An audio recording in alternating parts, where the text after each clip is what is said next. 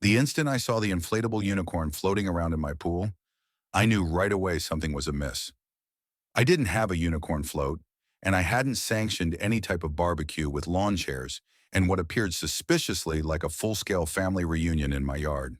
There I was, locked out of my own gate, gazing at a laminated board that squarely stated HOA private event, no resident access, no entry to my own pool.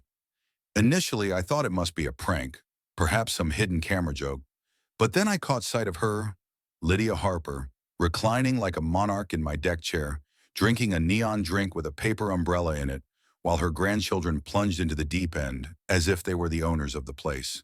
This wasn't funny. This was war. It had begun 2 weeks prior with a plain beige umbrella I installed to cover up my wife's former reading area near the pool. Nothing elaborate, just functional. I had waded through the HOA's 97-page rulebook first. No infractions to be found anywhere.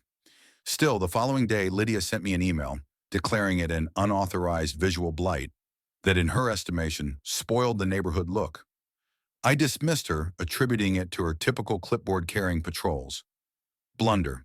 And here I was clinging to a padlocked gate, not mine, as a officiously suspicious flyer announced that my pool was commandeered for an HOA event because of my uncooperative conduct. No vote, no signatures. Just Lydia's self-satisfied digital signature pasted at the bottom. Her son threw a beach ball, her cousin strewed towels on my lawn, and in the meantime my dog Rusty yelped wildly from the porch. I rapped on the gate. Lydia did not even blink, merely gave a mocking toast with her glass. When I shouted, she pretended to be surprised. "Oh, James, did you not get the memo? You are suspended from pool usage for nonconformity." "Suspended from my own pool?" I retorted, asking what bylaw made this madness possible. Lydia brandished a sheet from her beach bag like a royal proclamation, saying I was being investigated for the umbrella, lopsided grass, and even unapproved furniture that had sat there for 10 years. "Standards change, James," she sneered. She then alleged that the HOA board had voted unanimously to allow her family reunion at the community water feature when my case was pending. I smiled, acidly. Community water feature? I constructed that pool on my own dime, on my own lot. Lydia posited that since my lot adjoined HOA green space, it provided her with interpretative jurisdiction. I asked her which law school she flunked out of to dream this up. "The kind that isn't questioned," she snapped in return. Two teenagers careened by me, screaming over a soda fridge, dodging through an open side gate Lydia had wedged with a brick. My jaw tightened. I phoned the HOA president, Tom, voicemail, called two other board members. Nothing. The sound of Lydia's laughter carried back to me, a challenge. She'd set this up, timed it just right.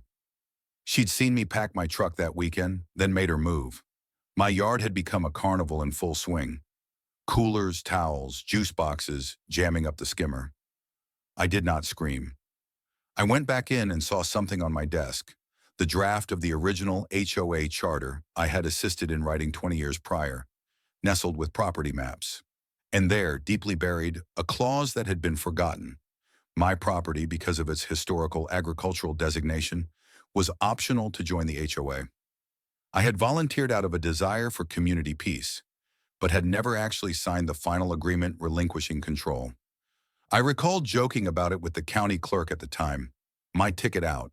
Today, it was my club. The following morning, fueled by adrenaline and coffee, I reviewed the charter.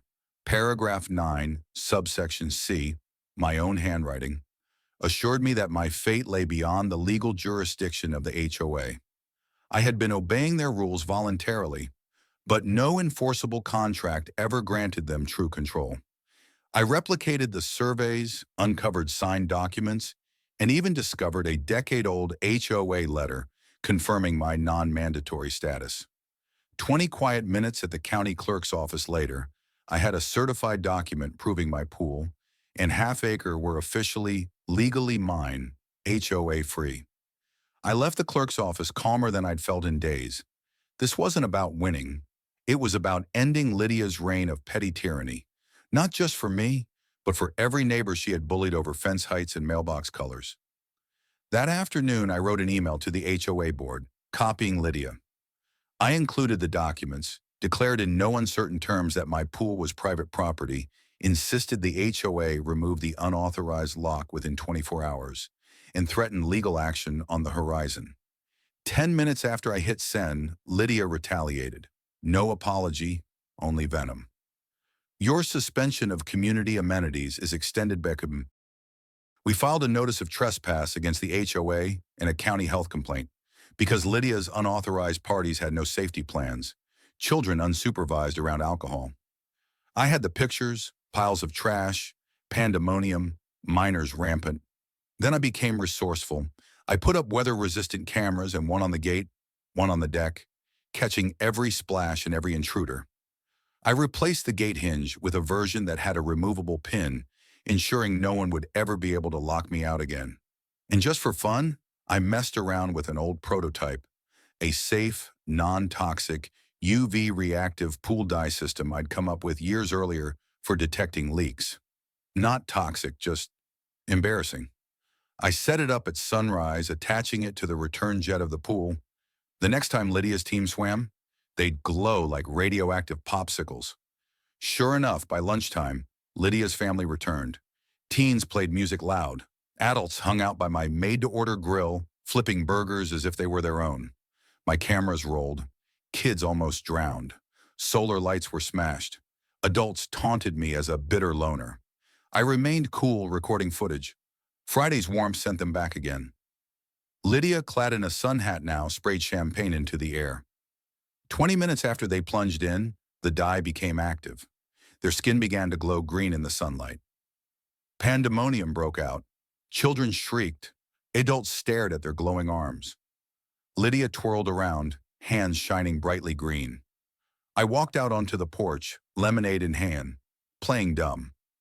Lydia came storming towards me, asking questions. I grinned. It's a legal filter test, I stated calmly. She screamed about poisoning.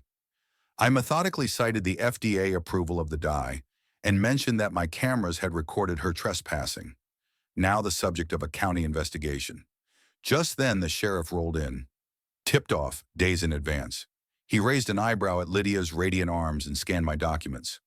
Leave the property, he said, taking a report. Lydia stormed off, neon and muttering, her family trailing behind her. The sheriff chuckled. You really went all out, huh? I smiled. I like making points.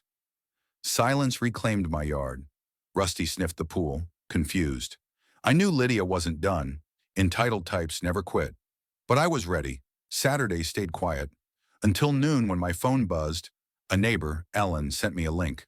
Lydia had posted in the HOA Facebook group, accusing me of creating a health hazard at a shared pool, complete with a filtered photo of her niece's glowing arms. She even announced an emergency board meeting Sunday to strip me of my rights. I printed it all, her posts, her conflicting emails, my deed, and whittled down a concise 22-minute video montage of their disarray, destruction, and their neon meltdown. At the HOA clubhouse, Lydia paced anxiously, a scarf concealing her still-fading glow. Her supporters squirmed. The board settled in. Lydia ranted about safety and urgent care visits. I allowed her to continue, then handed out packets to each board member calmly. Deeds, emails, flyers, footage, and laid out the actual timeline. I played the video. Silence. Lydia attempted to interrupt, but Tom, having just returned from his fishing trip, shushed her. The board watched her lies crumble under their own weight. I stated calmly that I would sue for additional trespassing if need be, and asked my statement to be recorded. Tom heavily sighed. This was never an HOA pool. He addressed Lydia, requesting her reaction. She rambled on about grudges and misunderstandings, but the board voted unanimously, removing her compliance role, suspending her HOA privileges, and issuing a formal warning for abuse of authority. Neighbors nodded in approval. An elderly couple even thanked me for standing up to her bullying. Relief struck me, not triumph. My fence encircling my property wasn't merely a border, it was protection. That evening, Rusty and I sat by the pool, serene once more. No rafts, no bedlam, just silence. But I knew Lydia would plot again. So Monday, I put in a 6-foot privacy fence, completely code compliant, with a sign that said, "Private property, no HOA access." I included a biometric lock that let my phone know if it was being tampered with. The HOA formally emailed me voiding all claims on my property, affirming Lydia's ouster. Tuesday, I spotted her, arms crossed, staring at my new fence, silent, defeated. I smirked to myself, promising I'd think about it. Weeks after, Nate and I settled on a lawsuit, trespassing, defamation. Nothing to do with money, but accountability. Cleanup, cameras, distress cost me $5,000. Court came in hushed tones. Lydia, donning a dusty blazer, admitted to trespassing. A few days later, a moving van pulled into her driveway. Lydia moved quietly away. Her lawn, once a picture-perfect grassy spot, drooped in her departure. Neighbors hushed, but the atmosphere on us.